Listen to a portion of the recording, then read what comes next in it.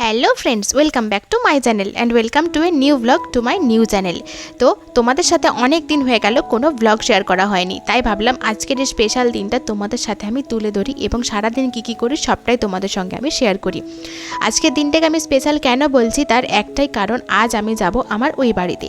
যদিও আমি মাসে অনেকবারই ওই বাড়ি চলে যাই, কিন্তু তাও যখনই যাই তখনই আমার দিনটা স্পেশাল মনে হয়।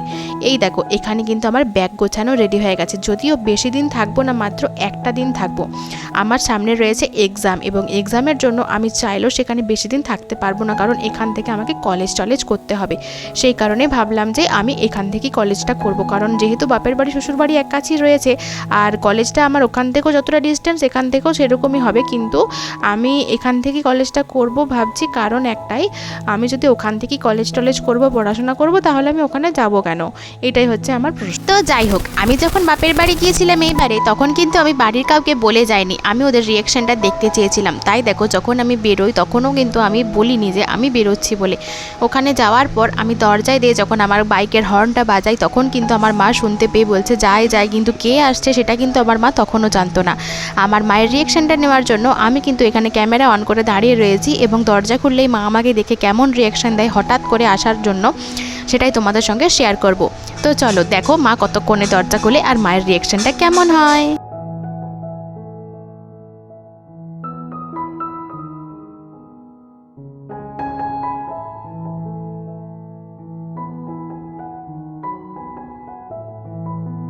তো তাই ভাবলাম কলেজটাকে কমপ্লিট হয়ে যাক এবং এক্সামটাও কমপ্লিট হয়ে যাক, তারপরেই না হয় আমি আবারও যে কয়েকটা দিন থেকে আসবো। এখন আপাতত এমার্জেন্সি যেটার কারণে আসা, সেটা হচ্ছে মঙ্গলবারের উপোস করা।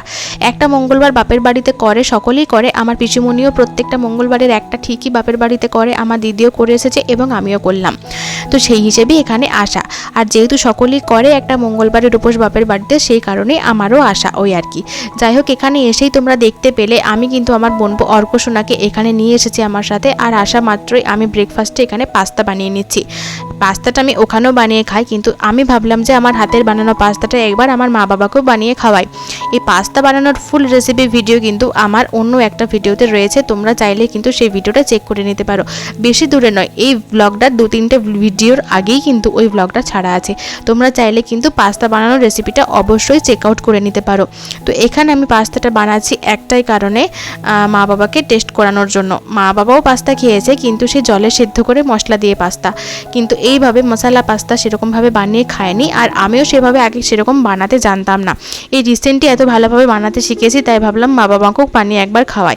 আর সত্যি কথা বলতে পাস্তাটা খেতে ভীষণ টেস্টি হয়েছিল। জানি না তোমরা ভিডিওতে দেখে কতটা বুঝতে পারছো, কিন্তু খেতে ভীষণ টেস্টি হয়েছিল। আমার বাবা বেশি একটা ফাস্টফুড খেতে পছন্দ করে না, সেটা দোকানেরই হোক বা বাড়িতে বানানোই হোক, কিন্তু তাও বাড়িতে বানালে 1-2বার টেস্ট হয়তো করে, বাকি দোকানে হলে তো একদমই খায় না। আমার বাবা ভীষণ হেলথ কনসিয়াস একজন মানুষ, কিন্তু তাও আমার বাবাও খেয়ে প্রচুর প্রশংসা করেছে। তো এই পাস্তাটার রেসিপিটা তোমরা চাইলে একবার চেক আউট করতেই পারো। যাই হোক, পাস্তা বানানো কমপ্লিট করে কিন্তু আমি এখন বসে পড়েছি সেই পাস্তাটাকে খাওয়া দাওয়া করতে। তোমরা যেমনটা ভিডিওতে দেখতেই পাচ্ছ। আর এখানে আমার অর্কসোনাও যেহেতু আমার সাথে এসেছে, তাই দেখো ও কেমন আমার সাথে খাবো করছে। আমার বোনপো কিন্তু ভীষণ লক্ষ্মী, ও কিন্তু ওর মাকে ছেড়ে চলে এসেছে আমার সাথে আমার এখানে থাকবে বলে।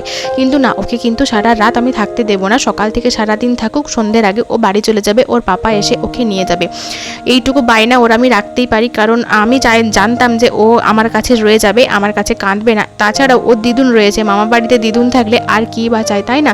সেই কারণে ও দিদুনের আদরটা যেহেতু ও পেয়ে যাবে এবং আমিও সাথে রয়েছি, তাই ওর কোনো প্রবলেম হয়নি। ওকে এখানে আসার পরে স্নান করান দেওয়া হয়েছে, খাইয়ে দেওয়া হয়েছে এবং ও কিন্তু সুন্দর ফোন দেখতে দেখতে এখানে রয়ে গেছে আমার সাথে।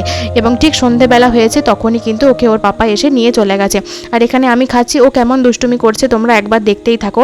তো যাই হোক, এরপর দেখো দুপুরবেলা ঘুম থেকে উঠেই দেখছি আমাদের বাড়িতে চলে এসেছে ঠাকুর। এখানে রয়েছে অষ্টম প্রহর এবং অষ্টম প্রহরের ধুলাটি যেদিনে হয় সেই দিনে কিন্তু আমাদের বাড়িতে এরকম ঠাকুর আসে।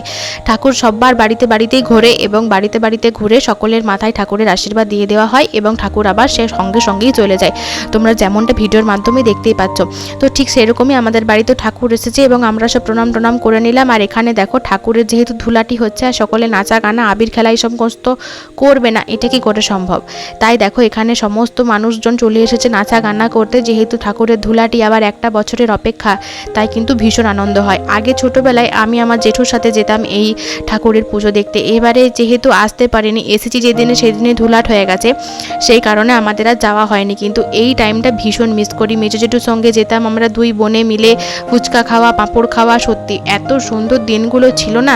ভগবান যে কেন এই দিনগুলো আমাদের কাছ থেকে কেড়ে নিল, মানে জেঠুকে যে কেন কেড়ে নিল সেটাই আমি মাঝে মাঝে খুঁজে পাই না। জেঠু থাকলে হয়তো এবারেও আমরা যেতে পারতাম, সকালবেলাতেও যেতে পারতাম, রাত্রেবেলা যেতে পারি বা না পারি। তো তারপরে দেখো সেরকম কোনো ভিডিও ক্লিপ আমার নেওয়া হয়নি। তো এখানে সন্ধ্যেবেলায় বাবাকে আমি বলেছিলাম ফুচকা আনতে, বাবা টিউশন পড়াতে গিয়েছিল এবং সেখান থেকে ফেরার পথে আমার জন্য ফুচকা এনেছিল। আজকে যেহেতু শনিবার, আমার মা বাবার ভেজ খায়, কেউ আমিষ খায় না, তাই ওরা কিন্তু ফুচকাটা খাবে না, পেঁয়াজ রসুন দেওয়া রয়েছে বলে। আমি কিন্তু ফুচকাটাকে একাই খেয়েছি। আর আমি বলেছিলাম 10 পিস ফুচকা আনতে, বাবা কিন্তু এখানে 20-25 পিস ফুচকা নিয়ে চলে এসেছে।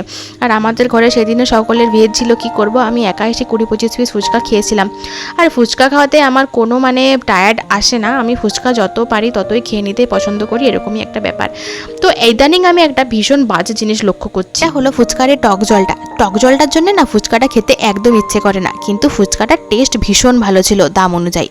যাই হোক, আজকের ভিডিও কেমন লাগলো জানিও। টাটা।